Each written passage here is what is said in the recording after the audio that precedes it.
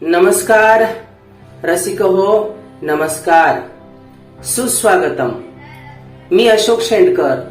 आपण सर्व साहित्य रसिकांचे कोमसाप झपुर्झा समूहातर्फे आयोजित कथा अभिवाचन उपक्रमात सहर्ष स्वागत करत आहे. कोमसापची स्थापना आदरणीय मधु मंगेश कर्णिक उर्फ आपण सर्वांचे प्रेरणास्थान मधुबाई यांनी कोकणातील नवोदित लेखकांना प्रथितीय साहित्यिकांसमवेत हक्काचे व्यासपीठ उपलब्ध व्हावे म्हणून केली. या माध्यमातून कोमसापचे अनेक कवी, लेखक, कार्यकर्त्यांच्या भूमिकेतून विविध शाखांमध्ये साहित्यिक कार्यक्रम आयोजित करतात आणि कोकणातील साहित्य रसिकांची साहित्यिक भूक भागवतात. असेच एक कार्यकर्ते व देवनार शाखेचे तत्कालीन अध्यक्ष दत्तात्रय सैतवडेकर यांनी 2003 सालापासून 2 दिवसीय साहित्य अभिवाचन स्पर्धा देवनार शाखेतर्फे आयोजित करण्यास सुरुवात केली. या स्पर्धेत 2 दिवसात 12 ते 13 संघांचे 1-1 तासांचे अभिवाचनाचे कार्यक्रम होत असत. त्यावेळी मुंबईत अशा प्रकारचे कार्यक्रम होण्याची ही पहिलीच घटना होती. आता असे कार्यक्रम जवळजवळ प्रत्येक साहित्यिक कार्यक्रमात होत असतात. याच दत्तात्रय सैतवडेकर यांच्या संकल्पनेतून हे ऑनलाईन अभिवाचनाचे कार्यक्रम कोमसाप झपुर्झा समूहातर्फे आम्ही आयोजित करत आहोत.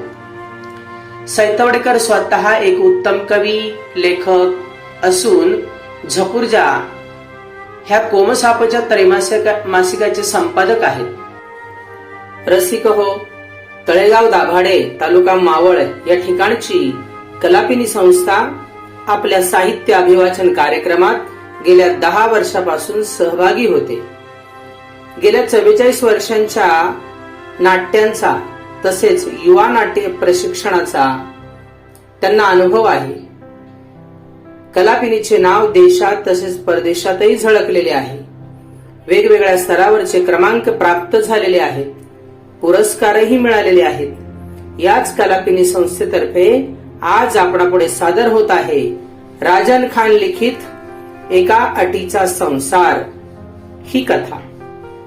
या कथेचे रूपांतरण, दिग्दर्शन आणि कथेतील म्हाताऱ्याची भूमिका डॉक्टर सुहास कानिटकर यांनी सादर केलेली आहे.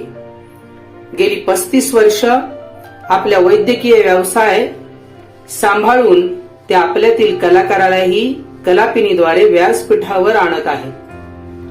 सौ विनया केसकर यांनी कथेतील म्हातारीची भूमिका साकारली आहे. त्यांनी साहित्यिक क्षेत्रातील डॉक्टरेट पदवी प्राप्त केलेली आहे. तसेच उत्तम निवेदिका म्हणूनही त्या प्रसिद्ध आहेत. श्री विनायक लिमये गायक, संगीतकार, कलाकार असून स्वतःची एक कंपनी चालवतात. कथेत सूत्रधाराच्या भूमिकेत ते आहेत. रसिको, ऐकूया या कसदार कलाकारांचा अभिवाचनाचा कार्यक्रम राजन खान लिखित एका अटीचा संसार. एका अटीचा संसार. धन्यवाद.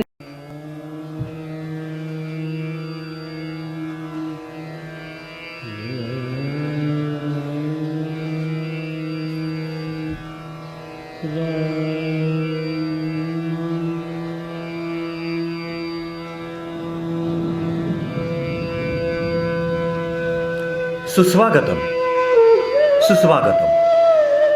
कलापिनी साहित्य मंच तळेगाव दाभाडे निर्मित साहित्य अभिवाचन एका अटीचा संसार. लेखक राजन खान.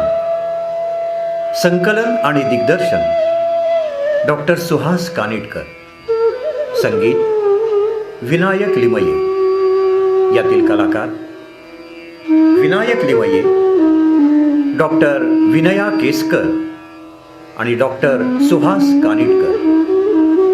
संगीत संयोजन केदार अभ्यंकर. छायाचित्रण श्रीकृष्ण घाणेकर.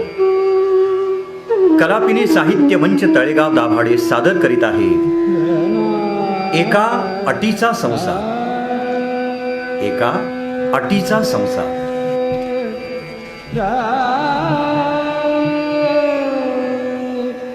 Yeah.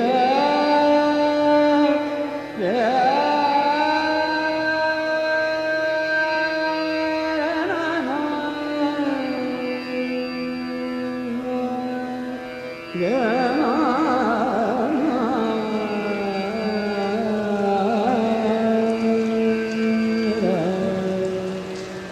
सलग लागून राहिला होता. आभाळ निरपायचं नाव घेत नव्हतं. सगळं ओलं ओलं, सर्द, भिजट आणि कायम घुमत राहणारा पावसाचा सरसर आवाज. म्हातारा घराच्या मागच्या पडवीत बसलेला. त्याच्या मागच दाराच्या आत म्हातारी बसलेली. नजर एकटक म्हाताऱ्याच्या अंगावरून पडवीच्या मागच्या मोकळ्या रानात लावलेली, पण काहीच पाहत नसल्यागत कोरी. म्हातारा पडवीतल्या खाटल्यावर बसला होता. अर्धवट पेंग होती, तर अचानक पडवी खालनं कुत्र्याच्या पिल्लाचं केकाटणं ऐकायला यायला लागलं. म्हाताऱ्यानं आधी दुर्लक्ष केलं, पण कॅव कॅव असा सलग आवाज येऊ लागला आणि म्हाताऱ्याला हैराण करू लागला. त्याची पेंग मोडली. एवढ्या जवळनं तो सलग आवाज सहन होईना. म्हातारा वैतागून उठला, खाटल्यावरनं उतरला. तोवर म्हातारी आतनं कळवळ्यानं म्हणाली, कुठंतरी कुत्र्याचं पिल्लू आहे. पण हे इथं कुठून आलं, कसं आलं? पावसात भिजून मरेल होते. अगं, कुत्री असेल आसपास तर येईल त्याचा आवाज ऐकून आणि घेऊन जाईल त्याला. कुत्री कशी नेईल? त्याला चालता पण येत नाहीये. हे बघ, कुत्र्या आपली पिल्लं तोंडात धरून उचलून इकडं तिकडं नेतात. अहो, पण दात लागत असतील ना पिल्लांना त्यांचे. अगं, तसं होत नाही, अगदी आबदार नेतात. आई ग, कसं होणार याचं? कसं जाईल हे स्वतःच्या घरी? अगं, जाईल कसंही, आपल्याला काय त्याचे? उचलून सोडून या हो त्याच्या घरापर्यंत. छे छे, मी नाही आहे. किती भरलंय ते. आणि त्याच्या आईने जर पाहिलं याला उचललेलं तर चवताळेल ना ती. अगं, प्राणी आपल्या पिल्लांना कुणी हात लावलेला खपवून घेत नाही. अगो बाई, आता हो दारात नको वाटतोय बाई त्याचा आवाज. कुणी मुद्दाम तर टाकून गेला नसेल ना? स्वतःच्या दारात ब्याद नको म्हणून दुसऱ्याच्या दारात. अगं, एवढं मागच्या बाजूला येऊन कोण करेल असं? आणि टाकलं असतं तर पुढच्या दारात टाकलं असतं. इकडं कुठे येतात लोक? आपण पाळायचं का त्याला? आणि कोण करणार त्याची उस्तवार? अगं, फार करावं लागतं त्यांचं. आणि कुत्री तर पाळू नये म्हणतात. का? त्यांची लाळ उमऱ्याला लागली तर आलेले देवदूत माघारी जातात म्हणे. आणि माणसालाही त्याची लाळ घातक असते, विषारी असते. आपण त्याची आई येईपर्यंत तरी सांभाळूयात त्याला. हा, ती आली ना की घेऊन जाईल त्याला. अगं, कुत्री बहुधा खाल्लेलं घर सोडत नाहीत. कितीही हाकललं तरी माघारी येतं.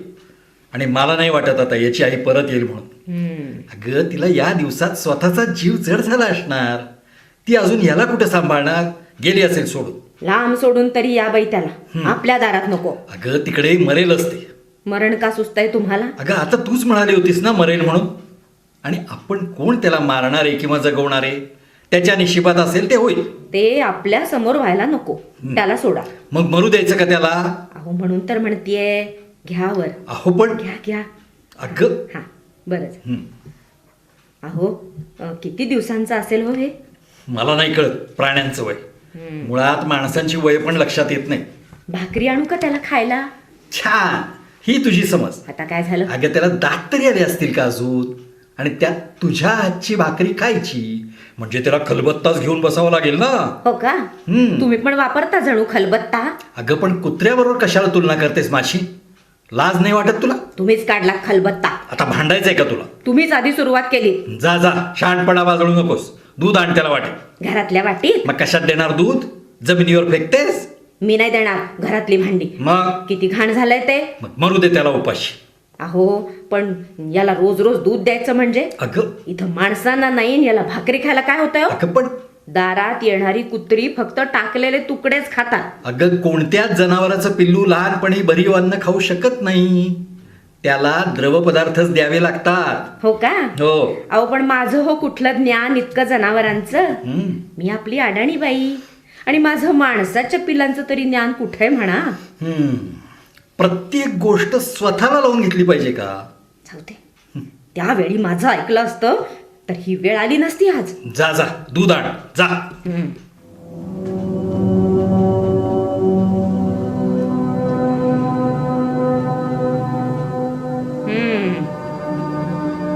घे. घे बाबा, दूध घे. अरे वा, वाटी भरून दूध आणि तेही गरमागरम. जगातलं पहिलं कुत्रं असेल हे, गरमागरम दूध पिणार. छान गपदूल आहे अगदी, नाही? पाळायचं का आपण? अगं आपल्याला काय उपयोग या कुत्र्याचा? प्रत्येक गोष्टीचा उपयोग कुठे पाहायचा? अगं? हा? एक जीव आहे, जगेल बिचारा आपल्याकडे. अगं पण त्यांची निगा, वाढ, संगोपन या बाबतीत आपला अभ्यास नसतो. हे पिल्लू वाढवून अभ्यास करू की आपण? मास्तरची बायको असल्याचं विसरू नको अगदी. अहो, हम्म? काय असेल हे? हा? म्हणजे कुत्रा की कुत्री? छे बुवा, मला नाही कळत. असे कसे हो मास्तर तुम्ही? अगं एवढंही नाही कळत तुम्हाला? हे बघ, मी पोरांचा मास्तर होतो, कुत्र्यांचा नाही. पोरा पोरींमधला फरक तरी कळत असेल ना? तो मी कधीच मानला नाही. ह. दोघांना एक समान मानून शिकवलंय मी. जाऊ दे, थांबा, मीच बघते. बघा बघा. काय बाई मेलं, काय असेल? जाऊ दे, मलाही नाही कळत आहे. मग उगाच कशाला नसते उचापती? असली कुत्री तर असू देत की. नाही नाही नाही, कुत्री पाळायचा रिवाज नसतो हो. अगं बहुधा कुत्राच पाळतात लोक. असं का? तशी ही बाई जातीबद्दल आस्था कमीच म्हणा जगाला. पुरुष जातच लाडकी असते जगाची. मुलं व्हायची असली तरी लोक मुलगाच होऊ दे म्हणतात, मुलगी नको. अगं पण कुत्रीच नसेल तर कुत्रा तरी कुठून जन्माला येणार? कोणीतरी कुत्री पाळायलाच हवीत ना. हो ना, पण ती दुसऱ्यानं पाळावी असं प्रत्येकाला वाटतं आणि आपण कुत्राच पाळावा असं वाटतं. आपला कुत्रा आणि लोकांची कुत्री हे गणित आवडतं लोकांना. अरे चा, ही काय पद्धत आहे? तसंच आहे. आपल्या कुत्रीला जगातल्या कुत्र्यांचा बाट लागू नये असं वाटत असतं लोकांना. आणि कुत्री दरवर्षी कुत्रे बदलत हिंडते म्हणूनही ती आवडत नाही हो कोणाला. अगं पण कुत्रा तरी कुठे निष्ठावान असतो? तोही कुत्र्या बदलत हिंडतोच की. हो, पण पुरुषांचं चालतं सगळं, बाईचं नाही चालत. तू काय सारखी सारखी कुत्र्यांची आणि माणसांची तुलना करतेस ग? दोन्हींचे गुणधर्म सारखेच हो. कुठले सारखे? कुठले सारखे? सांग ना. मी राहिलोच की आयुष्यभर तुझ्याच भोवती. आणि मी नाही का राहिले तुमच्या बरोबर? हा. माझं मला कमवू द्या म्हणत होते ना मी. त्यात काय चुकलं होतं माझं? आणि तरीही राहिलेच की मी तुमच्या बरोबर. कुठं पळून तर नाही गेले? मग जायचं होतं का तुला? अजिबात नाही. कशाला जुनी खपली काढतेस? त्यावरून भांडणं सुरू होते. मी नाही भांडते, तुम्हीच भांडताय. फेकून देते कुत्र बाहेर. फेकतेच. मरू दे तिकडं. फेक. हो, पण बाहेर पाऊस लागेल त्याला. पडवीत तरी घेऊया. बर, घ्या. हा, घेते. अशा या पावसात हे पिल्लू उघड्यावर राहिलं असतं तर मेलच असतं. आपण आश्रय दिला हे बरं झालं. लहान वयातल्या कुणालाही मरणाचं भय असतं. अगं पण माणसाच्या पिल्लाच्या मरणाचं एवढं उघड आणि सारखं सारखं नाही बोलत आपण. कुत्र्याच्या मात्र बोलतोय. हो का? आपला कुठे आहे माणसाचा अनुभव? म्हणून कुत्र्याच्या पिल्लाचा घेतेस का? पिल्लं म्हटलं की जगतात की मरतात असंच होतं बरं. अहो, किती दिवसांनी एवढं बोललो नाही आपण. हं? हे पिल्लू आल्यामुळे सारखंच बडबडतोय. हे हे बोलायलाच हवं होतं का? त्याची आई पण आली नाही अजूनही. हो ना.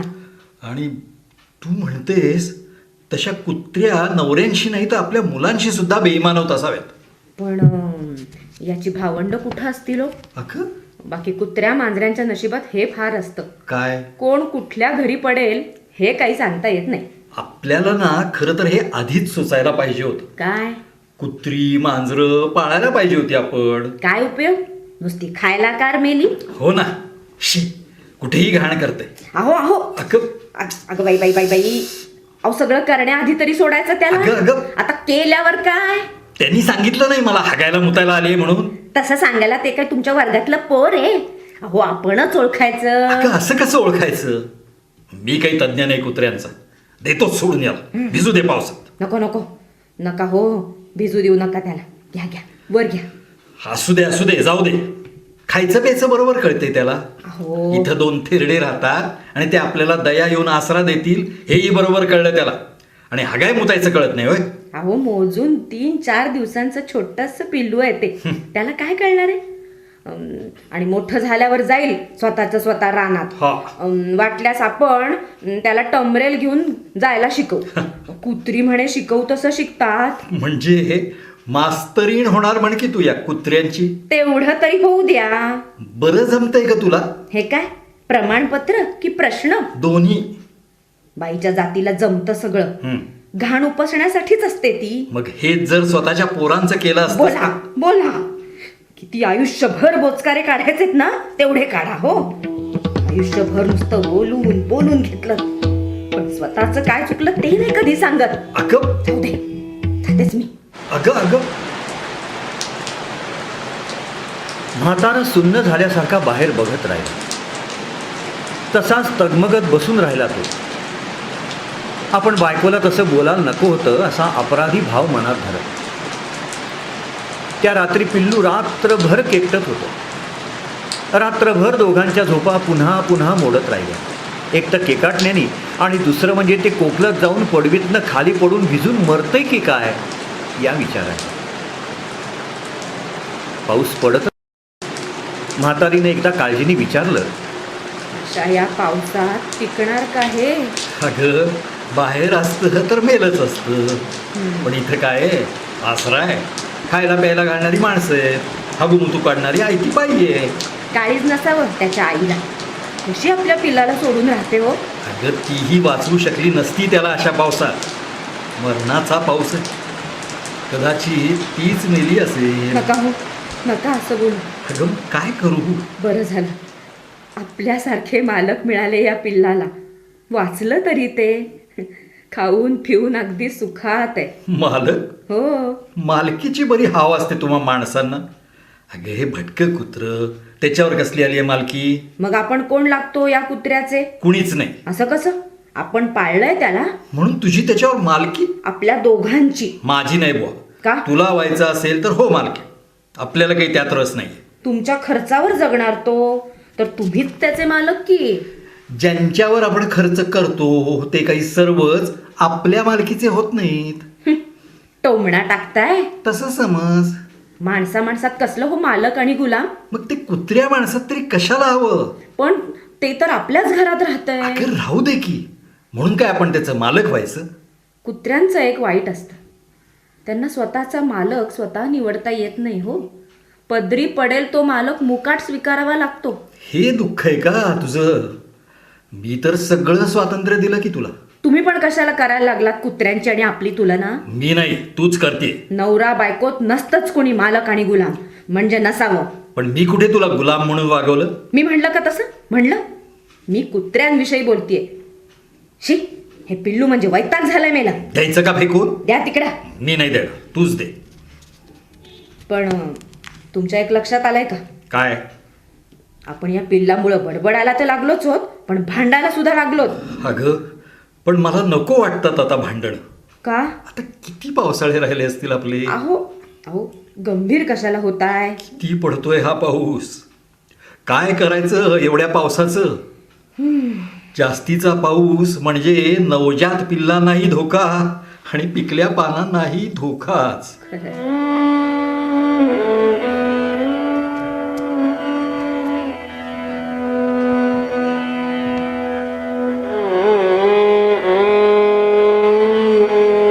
आल्याच्या दुसऱ्या दिवशी पिलानं आपली जागाही ठरवून टाकली. म्हाताऱ्याच्या खाटल्याच्या एका पायाजवळ भिंतीशी आणि उंबऱ्याजवळ. झोपायचं असलं की ते त्याच जागेवर जायचं. म्हातारा आश्चर्याने म्हणायचं देखील, याला कशी कळते स्वतःची जागा ग? कुत्र्यांची वासाची क्षमता जास्त असते म्हणे. हे तर त्याच्या बापानं त्याला या जागेचा 7-12 दिलाय ग, तिथं जाऊन बसतंय बेणं. हे ना कुठल्या तरी राज्य गमावलेल्या आळशी राजे राजवाड्यांच्या घरातलं कुत्र दिसतंय. हसेल बाई. किती झोपतंय, नुसतंच झोपतंय. माझी काय जहागीरदारी उतू चालली आहे का त्याला रोज रोज दूध द्यायला? शेळे तुकडे घाल त्याला आता. अहो लहान आहे अजून, दातही नसतील त्याला, चावणार कसं? हे बघ, पोटाची भूक काहीही शिकवते. आणि या बेण्यानं तर अतिक्रमण केलंय माझ्या पडवीवर. सगळी घाण करून टाकली माझी पडवी. सोबत का बांधून नेणार हात पडवी? तू का टपलीस माझ्या मरणावर? अजिबात नाही. मग पण जगातले सगळे 7-12 इथंच राहतात. अगदी अख्ख्या देशाचा 7-12 असला ना आपल्या नावावर, तरी तो इथंच राहतो. आपली जागा तिकडं कुठंतरी अज्ञातात. सारखं काय मेलं एवढं पडवी पडवी करायचं हे? बसा सांभाळत ती पडवी. मी नेते त्याला आत. काही घरात न्यायचं नाही त्याला. का? कुत्र्याची जागा दाराजवळच. अगं आणि घरभर घाण करेल ते, असू दे. केस झडतील त्याचे. त्याची घाण आणि केस विषारी असतात. त्यांच्या संसर्गानं माणसाला श्वसनाचे आजार होतात. तुमच्याच भाषेत सांगू का? काय? आता किती पावसाळे राहिलेत आपले. याचा संसर्ग होता होता आपण नसूही इथं. इतकंही सोपं करून सांगू नकोस ग. माझं काही नाही. हे बघ, मी तुझ्यापेक्षा मोठा आहे आणि परंपरेनं मीच आधी जाणार. असं काही नाही. पण पण तू जगशील माझ्या नंतरही. तेव्हा तुझ्या आजारांची उस्तवार करायला कोण असणार? काही नाही होत असं. मरणाला कसली आली आहे परंपरा? जगातल्या सगळ्या बायका नवऱ्यांपेक्षा लहानच असतात. त्या सगळ्या काही नवरा मरण्याची वाट नाही बघत हो. कित्येक जणी नवऱ्याच्या आधीच गाशा गुंडाळतात. माझंही तसंच व्हावं. अगं कुंकू कपाळावर घेऊनच जावं मी. का? हो. आणि आणि मग तुझ्यानंतर मला कोण? मी कसा जगणार? आणि ह्या पिल्लाची सेवा कशी करू शकणार तुझ्या इतकी? किती किती सहज तू त्याची घाण काढतेस. बायकांचा जन्म घाण काढण्यासाठीच असतो.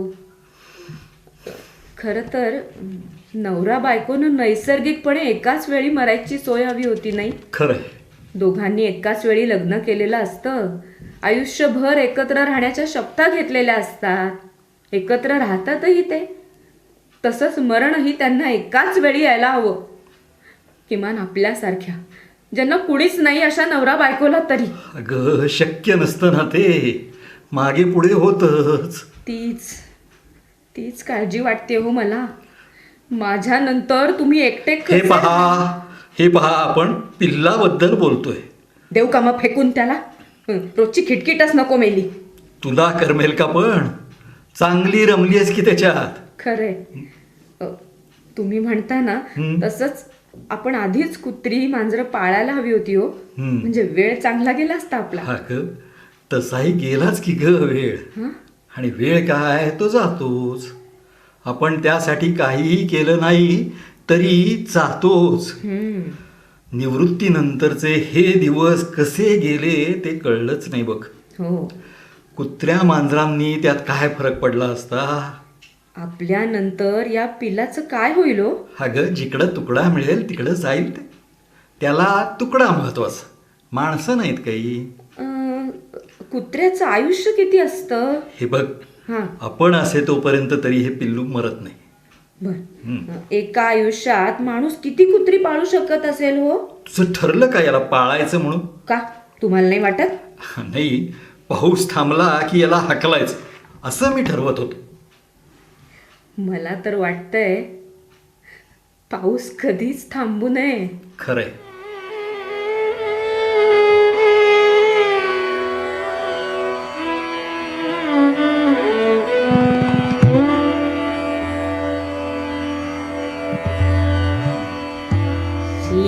काय बाई घाण. अहो अहो, अगं किळस वाटत नाही का तुम्हाला? वाटते ना. मग पण या किड्या मकोड्यांमुळे तुला काही त्रास होऊ नये म्हणून कष्ट करतोय. तोंड बघा, कष्ट करणारच. अगं साधी गोगलगाय निघाली ना घरात तरी घाबरून पळता तुम्ही. त्यांची किळस वाटते ग मला. घाबरत नाही मी त्यांना. आणि मागे एकदा साप निघाला होता, मीच मारला होता ना. हो ना. पण त्यानंतर 3 दिवस खाटल्यावरून खाली उतरला नव्हता तुम्ही. काही का? तर बडे त्या सापाचे नातेवाईक डूक धरून तुम्हाला शोधत येतील म्हणून. हे बघा बाई, असले कसले मास्तर तुम्ही, अंधश्रद्धा बाळगणारे. काय हो, पोरांना हे शिकवलं का मारलेल्या सापाचे नातेवाईक डूक धरतात म्हणून?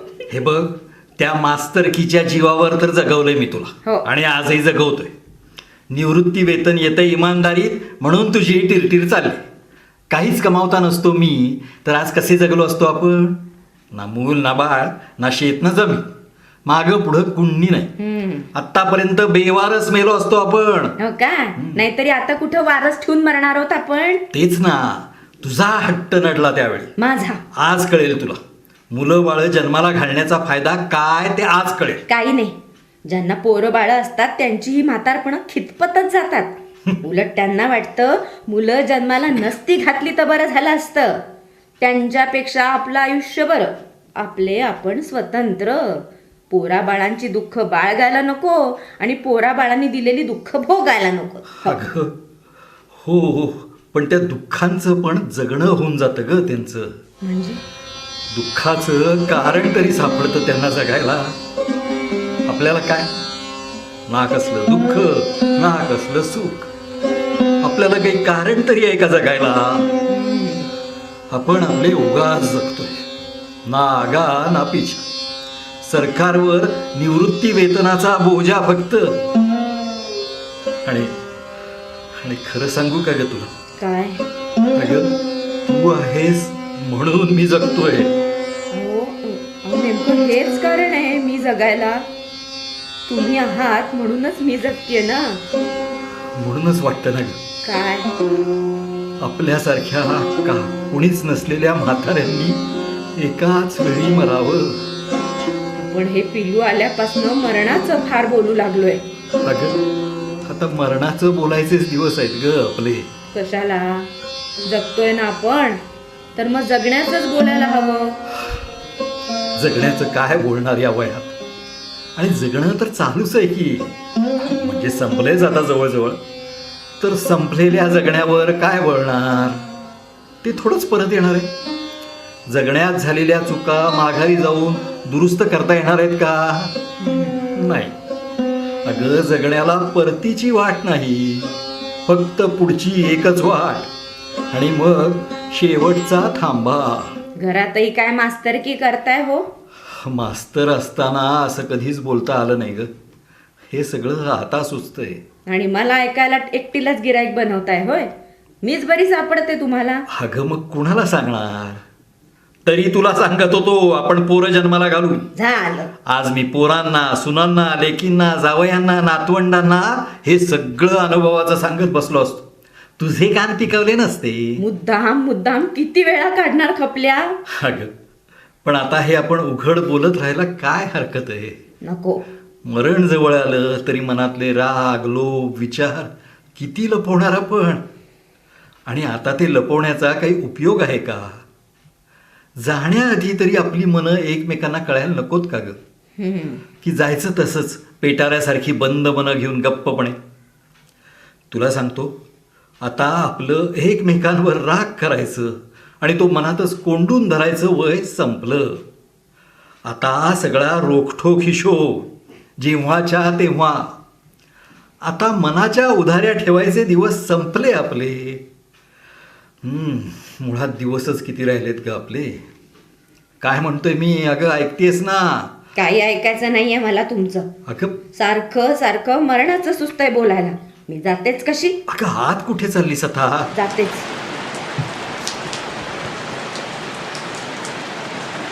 पाऊस थांबायचं नाव घेईन. हवेत ओलसर गारवा. पिल्लाला स्वतःच्या बिछायतीवर थंडी वाजते म्हणून म्हातारीनं त्यालाही फडक्यांची पांघरुणं घालायची शक्कल शोधून काढली. पण तसं पांघरून टाकल्यावर पिल्लू अंगावर संकट पडल्यागत त्यातनं कुईकुई करत बाहेर निघायचं. ते पांघरुणाची कदर करत नाही असं वाटायचं आणि ती खेकसायची. ते कुत्रच मेलं, जातीवरच जाणार, नागडच राहणार. अगं उद्या तू त्याला कपडे घालायला निघशील, ते त्यांनी का सहन करायचं? खरंच. हा? मी काय म्हणते, काय शिवून पाहायचे का आपण त्याला कपडे? छे छे. हा? आपल्या कुत्र्याला नाही शिवायचे कपडे आपण. झालं का ते आपलं कुत्र? मग ते आता कुणाचं? पाऊस संपला की जाईल त्याचं ते, आणि नाही गेलं तर आपण हाकलून देऊ. त्याची कोण सारखी उस्तवारी करत राहणार? मला नाही माझं पुढचं आयुष्य कुत्री सांभाळण्यात घालवायचं. हो. असं कसं ग तुझं? तुला माणसंही चालत नाहीत आणि कुत्रीही चालत नाही. माणसं कुठं चालत नाहीत, सांभाळतीच आहे की तुम्हाला. माझं नाही सांगत आहे ग मी. मग मी काय कुत्र्यासारखाच राहिलो तुझ्या भोवती. काही नाही. मला पाळलंसच ना तू. मी बाकीच्या माणसांचं सांगतोय, स्वतःला पोरं होऊ दिली नाहीस ते सांगतोय. झालं. आणि आता कुत्र्याला पण हाकलायची भावशा. तुझ्यात थोडी तरी माया आहे की नाही? पोरं होऊ देणं आणि कुत्री सांभाळणं यातच असते का माया? पोरं होऊ देण्यात निश्चितच असते. कशाला? तुमच्या स्वार्थासाठी पोरं होऊ द्यायची होती. माझा काय स्वार्थ होता? तुम्हाला वंश मिरवायला पोरं हवी होती. अगं पण आज आहे का तुला कोणी मागं पुढं बघायला? तुला एकटीला टाकून मला मरायची सुद्धा सोय राहिलेली नाही. त्यासाठी तरी पोरं हवी होती ना. माझी कशाला काळजी करताय? हा, स्वतःचं मरण टाळायला माझं निमित्त कशाला पुढं करताय? सरळ सांगा ना, मरणाची भीती वाटते म्हणून. मरण यायला वंश कशाला लागतो हो? वंश असला काय नि नसला काय, मरण यायचं चुकत नाही. बघच तू, मी मेल्यावर काय होतं तुझं ते बघ. प्रचंड हाल होतील तुझे. माझं मी बघेन. याच तुझ्या भूमिकेनं सगळी वाट लावली. काही नाही. माझे आईबाप दुःखात मेले, मी आता तसाच मरणार. काय काय मिळालं ग तुला तुझ्या आडमुठेपणाने? समाधान. स्वतःच्या मनासारखं जगल्याचं समाधान. एक साधी नोकरी करू दिली असती मला तर तुम्हालाही समाधान मिळू दिलं असतं मी मुलं होऊ देण्याचं. पण तुम्ही आडमुठेपणानं वागलात आधी, म्हणून मीही आडमुठेपणानं वागले दुप्पट. अगं पण नुकसान कोणाचं झालं सांग ना. माझं काही नाही झालं नुकसान, उलट तुमचंच झालं. हो, तुमचा वंश बुडला. तुमचं नाव लावायला मागे कुणी राहिलं नाहीये. तुमच्या नंतर तुमची नाव निशाणी राहणार नाहीये आता. कळत असेल तुम्हाला बाईची इच्छा म्हणजे काय असतं ते. नाहीतरी आपल्याकडं आईचं नाव लावायची पद्धत नाहीच म्हणा. नाव लावायचं ते बापाचं. सगळ्या कळा वेदना तिनं सोसायच्या आणि नाव मात्र बापाचं. पोरं तिची असूनही वंश मात्र तिचा नाही. ते श्रेय थोडा वेळ बाईला वापरून गेलेल्या पुरुषाला. ती तुमची संधी घालवली ना मी. मला नाहीच ग काही नाव निशाणी आणि वंशाचं. मी त्याचा भोगता नाहीच. आणि वंश वाढवायचाच असता तर मी तेव्हाच दुसरं तिसरं लग्न सहज करू शकलो असतो, हे तू विसरतीस. बघा, पण नाहीच करू दिली ना मी तुला नोकरी. कशी घरातच डांबून ठेवली आयुष्यभर. छाटले की नाही तुझे पंख, कुजवलं की नाही तुझं आयुष्य, आणि वर तुला बायको म्हणून वापरत राहिलोच की नाही. अगं तुला पोरं झाली असती तर आज तू कोणाची तरी आई आजी म्हणून तरी जगली असतीस. पण तुझी एक फक्त मोलकरीण करून टाकली मी या घरातली. तुझं सगळं आयुष्य फक्त रांधा वाढा औष्टी काढा यातच घालवलंय मी. कळतंय का नुकसान कोणाचं झालंय ते? वैतागे बाई हे पिल्लू म्हणजे. ए मेल्या, जा की इथून टळ एकदाचा. जा.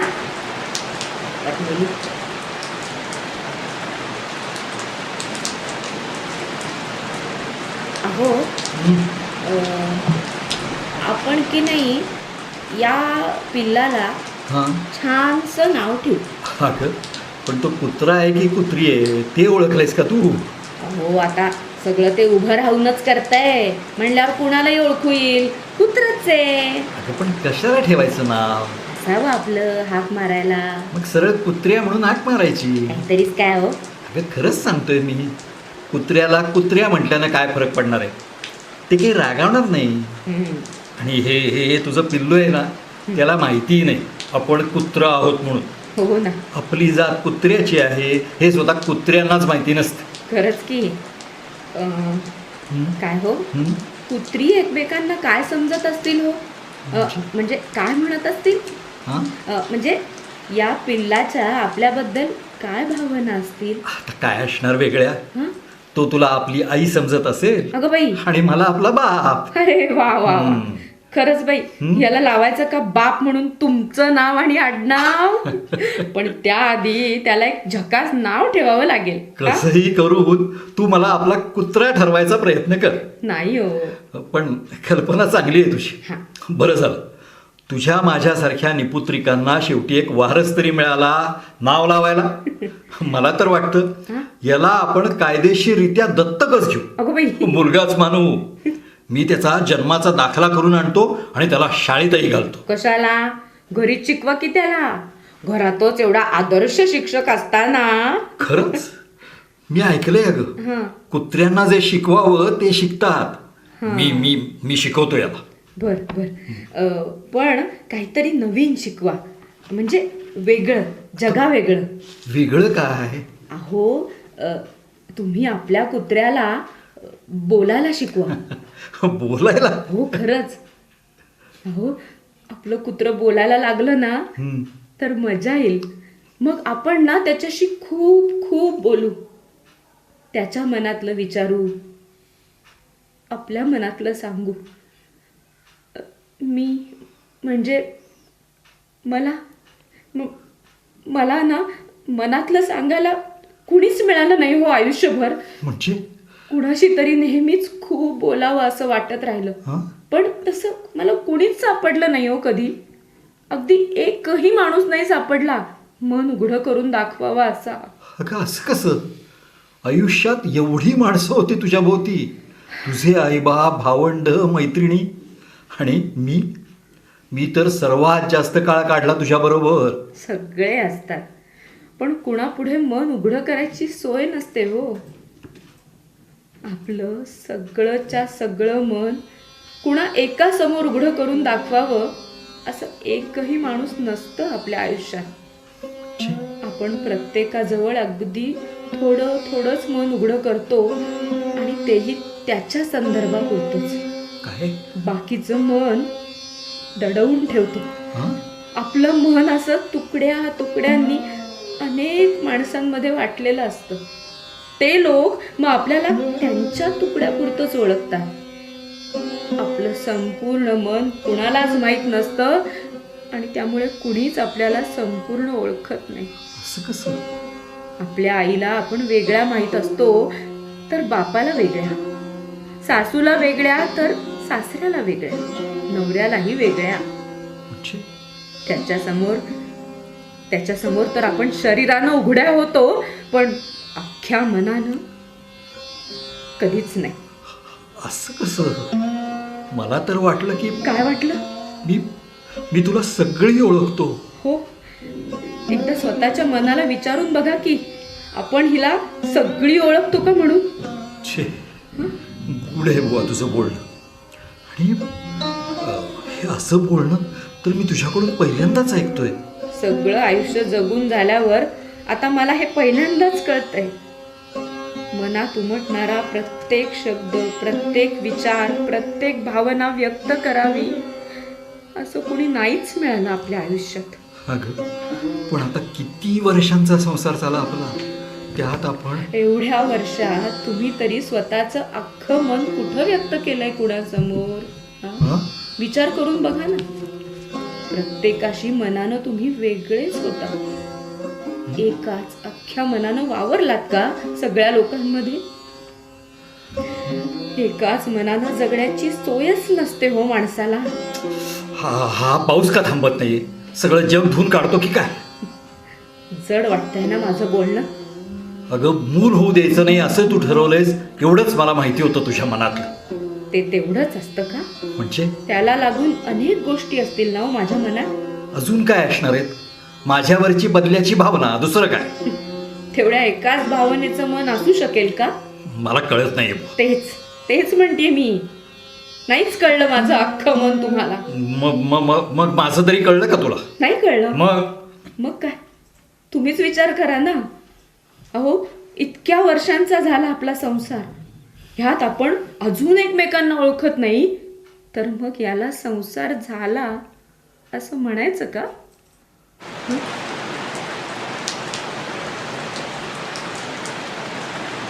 पाऊस होताच बाहेर सतत.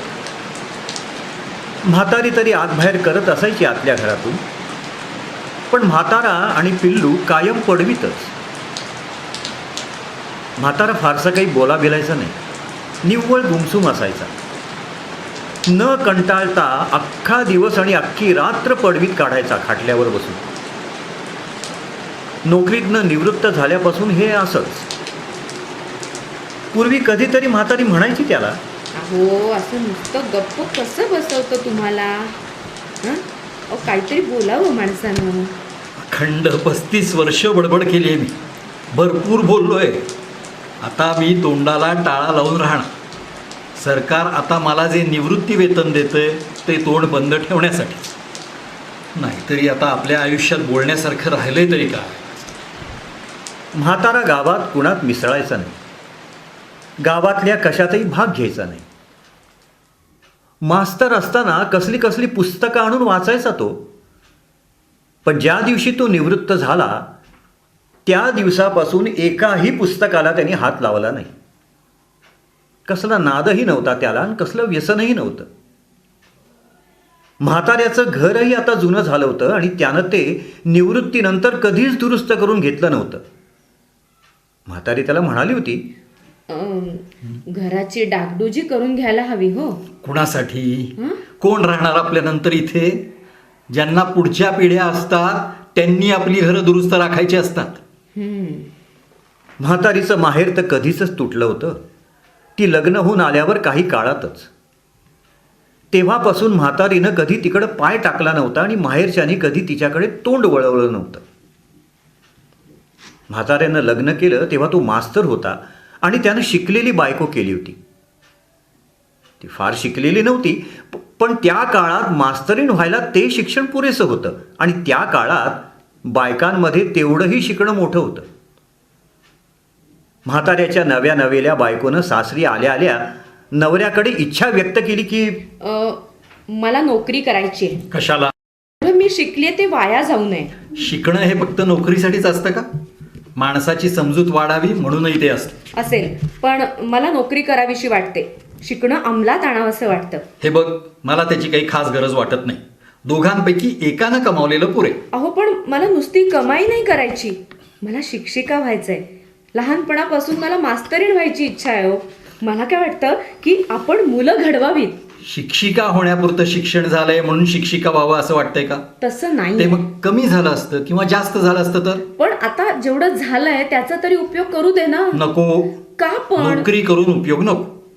त्यापेक्षा आपण त्याचा उपयोग संसार चांगला करण्यासाठी करू. अहो, पण मी दोन्ही चांगलं करून दाखवते ना. नोकरी आणि संसार. कुठं काही तक्रारीला जागा ठेवणार नाही मी. मला खरंच नको वाटतंय का तसं? आपलं जगणं मर्यादित आहे, गरजा मर्यादित आहेत.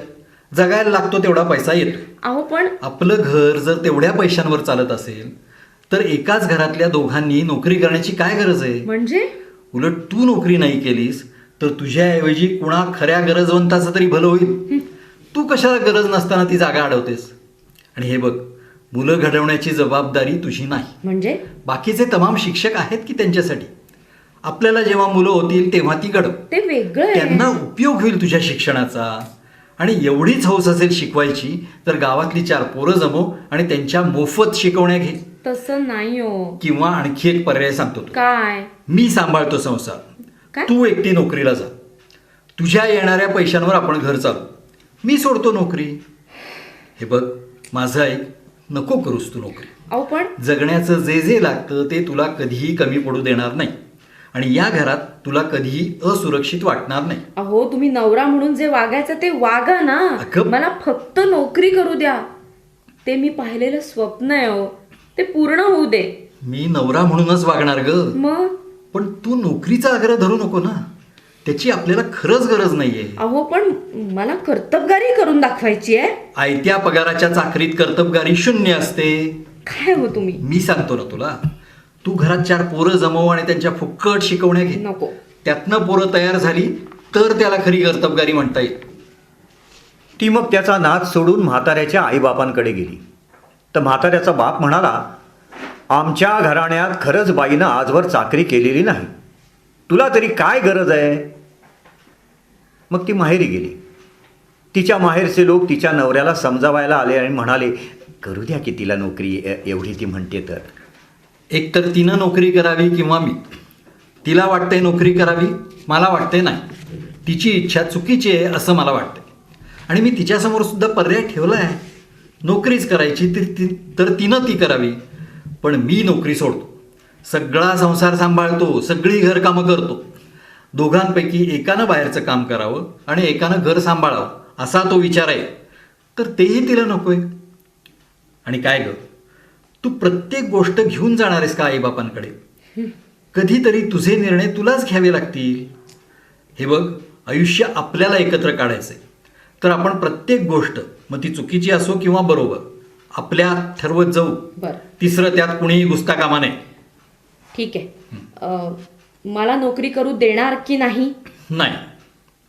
मग मला मूल जन्माला घालायची इच्छा नाही. काय अगं असं वेड्यासारखं काहीतरी बोलू नकोस. जशी तुम्ही नोकरी न करण्याची बळजबरी केली ना माझ्यावर, तशी मूल जन्माला घालण्याची बळजबरी करून दाखवा ना. मला तुझ्यावर कसलीच बळजबरी करायची नाहीये.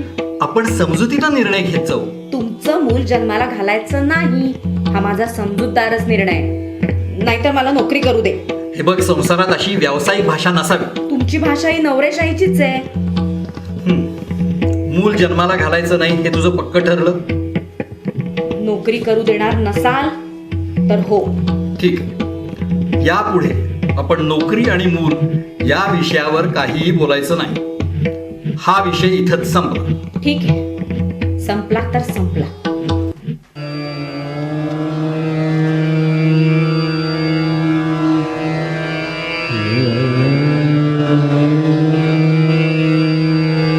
मग पुढचा संसार वेगळाच झाला दोघांचा. म्हातारा त्यानंतर तिला काहीही म्हणाला नाही. मूल जन्माला घालणार नाही हा तिचा हट्टही त्यांनी कुणालाच सांगितला नाही. ती मात्र गप्प राहिली नाही. आपण काहीतरी पराक्रम करतोय असं तिला वाटलं आणि तिनं ती गोष्ट स्वतःच्या तोंडाने सर्वांना सांगितली. कळत कळत ही गोष्ट म्हातारीच्या माहेरी कळली. ते लोक धावत आले, पोरीला समजावू लागले. अगं असं काही करू नको, नवऱ्याला आडवी जाऊ नको. तो असू दे कसाही असला तर, पण तू तुझा बायकोपणाचा धर्म सोडू नको. अगं उद्या त्याने तुला चिडून सोडून बिडून दिलं तर. हे बघा, सोडलं तर एक नक्की, मी तुमच्या दारात नाही येणार. एखादी आड विहीर जवळ करीन वाटल्यास, कळलं? तुम्ही माझी काळजी सोडा, पण मलाही दाखवून द्यायचा या लोकांना इंगा. समजतात काय स्वतःला? म्हणे आमच्या घराण्यात बायकांनी चाकऱ्या कधी केल्या नाहीत. आता मीही त्यांचं घाणेरडं घराणं माझ्या तरी कुशीत नाही वाढू द्यायची. आणि एक लक्षात ठेवा, हा माझा आणि माझ्या नवऱ्याचा मामला आहे. तुम्ही त्रयस्थानी त्यात मध्ये पडू नका, कळलं? तिथं खरंच म्हातारीचं माहेर संपलं. तिनं पुन्हा म्हणून आयुष्यात माहेरी पाऊल टाकलं नाही. म्हाताऱ्याला मूल असावं म्हणून म्हाताऱ्याचे आईबाप फार तगमगत राहिले. त्याच्या संसाराचा इस्कोट झाला असं ते समजत राहिले. त्यावर त्याला काही उपायही सुचवत राहिले. म्हाताऱ्यानं या इलाजांना स्पष्ट नकार दिला. आईबापांना समजुतीने सांगितलं, हे पहा, मी असलं काहीही करणार नाही. ती माझी बायको आहे. नवरा म्हणून जसा मी तिच्याशी हट्ट धरतो तसा बायको म्हणून तीही माझ्याशी हट्ट धरू शकते. मी लग्न केलं तेव्हाच तिच्याशी आयुष्यभर संसार करण्याचा निर्णय घेतलाय. मग तो कसाही हो, त्यात काहीही घडो, कितीही बिकट प्रसंग येवो, माझ्या बाजूनं मी माझा संसार मोडणार नाही आणि तिला सोडणार नाही. ती मला सोडून गेली तर गोष्ट वेगळी, पण ती गेली तरी मी दुसरं लग्न करणार नाही. आणि दुसरं म्हणजे मी तिला कधीच मारणार नाही आणि तिला कधीही शिक्षा करणार नाही किंवा आयुष्यात तिच्यावर कसली बळजोरीही करणार नाही. नवरा म्हणून कसलाही वरचष्मा गाजवणार नाही आणि कोणत्याही परिस्थितीत तिला अंतर देणार नाही. आणि म्हातारा हे जे म्हणाला ते त्यांनी आयुष्यभर पाळलं. सर्व लोक वाट पाहत राहायचे. कधी ना कधी म्हातारा म्हातारीच्या घरातून भांडण तंट्याचे आवाज ऐकू येतील. दोघांमध्ये कधी ना कधी वाद सुरू होईल. पण त्यातलं कधीच काही घडलं नाही, अजिबातच नाही. म्हातारा आपल्याला मारील, झोडील, घरातून बाहेर काढील, दुसरं लग्न करील, येता जाता कडवट बोलील, या शक्यता तिनंही गृहीत धरल्या होत्या. पण तसं काही होतच नव्हतं. तो विपरीत वागत होता. तो तिला एका शब्दानं काही बोलत नव्हता. तिच्या नोकरीचा मूल जन्माला न घालण्याच्या निर्णयाचा उल्लेख सुद्धा करत नव्हता. तो बाहेर शांत राहत होता, तसा घरातही शांत राहत होता. हल्ली तर म्हातारा दिवसभर पडवीत बसून कुत्र्याच्या पिल्लाला निरखत राहायचा.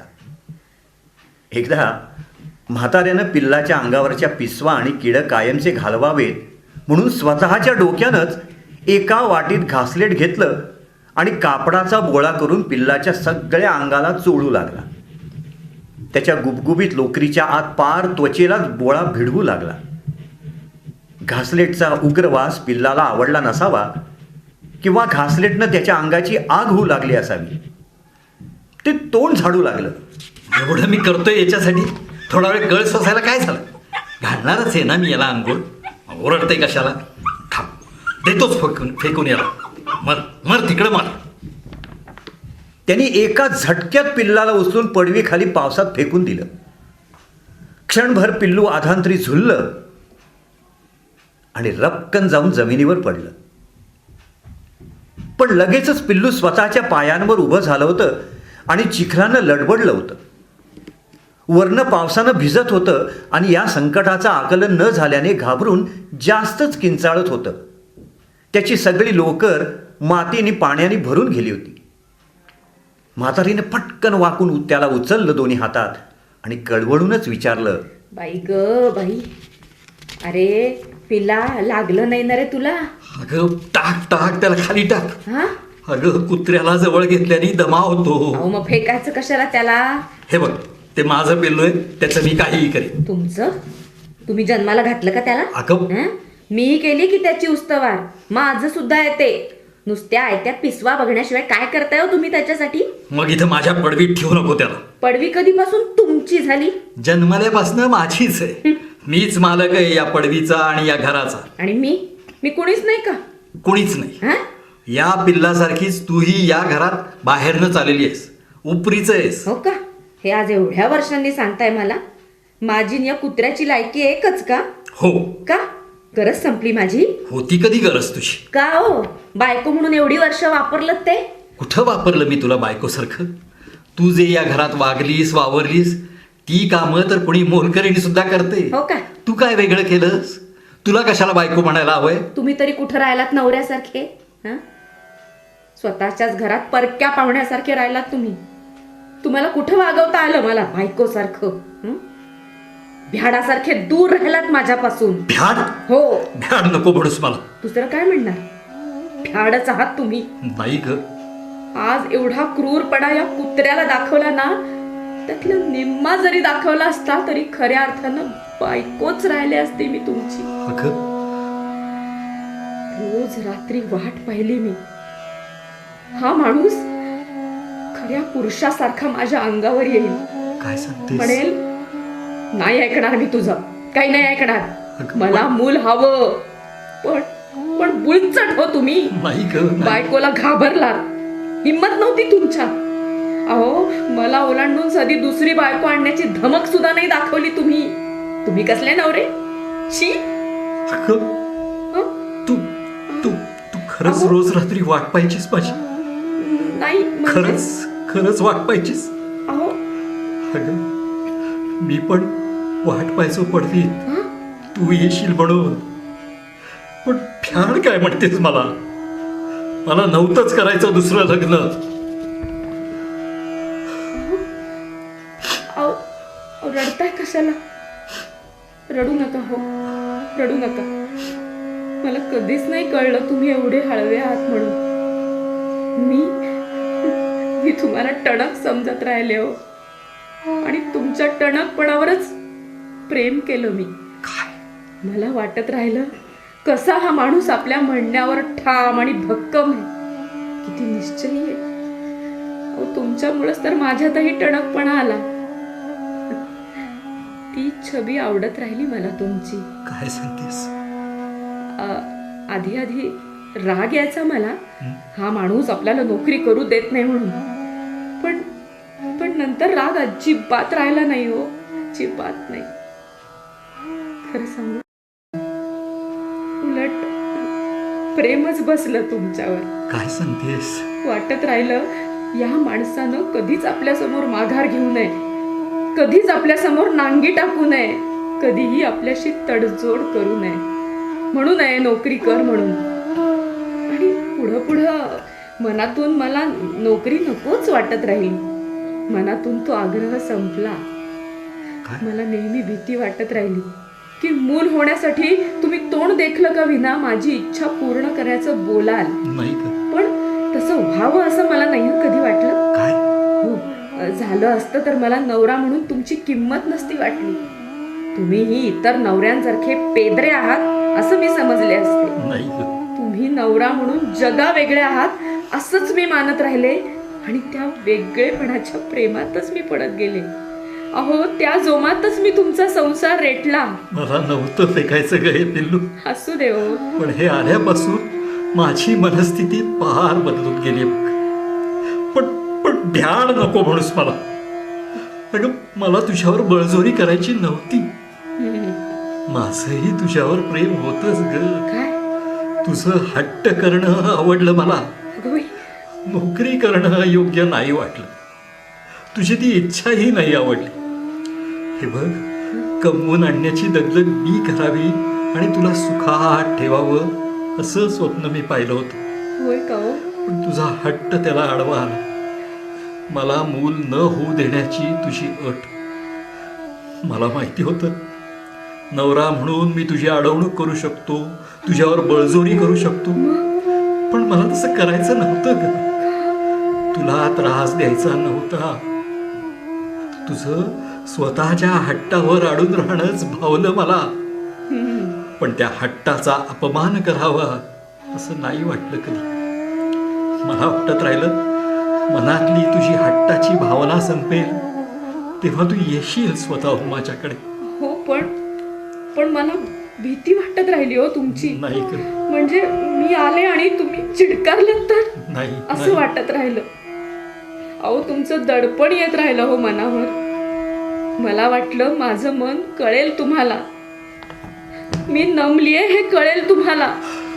तू म्हणाली होतीस ना मगाशी दुसऱ्याला आपलं अख्खं मन कळत नाही. पण मी तुला आता सांगतोय आपल्यालाही आपलंच अख्खं मन कळत नाही. म्हणजे माझं मन कसं आहे मलाच माहिती नाही. क्रूर आहे का दयाळू आहे, वेड आहे का शहाण आहे, काही समजत नाही. आपण त्या त्या क्षणाची गरज म्हणून तसं तसं वागतो. अहो तुमचं मन खूप मोठं आहे, खूप मोठं. नाही ग, पण माझ्या इच्छेनं तुम्ही संसार रेटलात. काय आणि झालं? मी समजतोय तू माझ्या इच्छेनं संसार लेटलास. नाही हो, नाही. तुझंच मन मला खूप मोठं वाटलं. नवऱ्यानं इच्छेला नकार देऊनही मुकाहाट त्याचा संसार झेलत राहिलीस. नाही हो, मला वाटलं मीच तुम्हाला सोसायला लावतीये. नेमकं मलाही तसंच वाटलं ग. हे खरं त्यावेळी कळायला पाहिजे होतं नाही. हसू दे ग, वाईट नको वाटून घेऊ. आपण एकदाही न भांडता संसार केला ही आनंदाची गोष्ट नाही का वाटत तुला? अख्खा जन्म कसलीही अडचण न येता एकत्र काढला हे आनंदाचं नाहीये का ग? खरंय. मुलं व्हायलाच पाहिजे होती आणि रोज रात्री आपण एकमेकांच्या कुशीतच झोपायला पाहिजे होतं असं थोडंच आहे. अगं खूप बायांना आणि पुरुषांना नाहीच होत म्हणून. माझा भाऊच नव्हता का तसा? 2 बायका करूनही उपयोग नाही झाला त्याला. हो ग बाई. आपण त्याचं फार दुःख बाळगायला नको. आपल्याला एकमेकांची मनं नसतील कळली, पण आपण एकमेकांच्या मनांना जपतच नाही का जगलो ग? हो. कायम एकमेकांचे होऊन राहूनच जगलो आपण. आणि हे जास्त आनंददायी नाही का ग? तुझ्या माझ्यात हा पडवीचा उंबरा राहिला कायम, पण या उंबऱ्याच्या दोन्ही बाजूंना आपण आणि आपला संसार अखंड भक्कम राहिला. ही गोष्ट मोठी नाही का ग? अहो आज कळतंय मला, माझ्याच इच्छांचा संसार झाला हा. नाही अगं, आपल्या इच्छांचा. हो. पण हा पाऊस थांबायला पाहिजे आता. नको झालाय अगदी. आणि बरं का, पाऊस थांबल्यावर घर दुरुस्त करून घेऊ आपण. हो. आणि छतही शाकारून घेऊ. चालेल.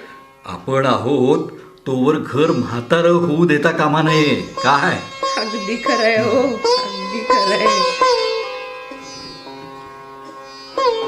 धन्यवाद.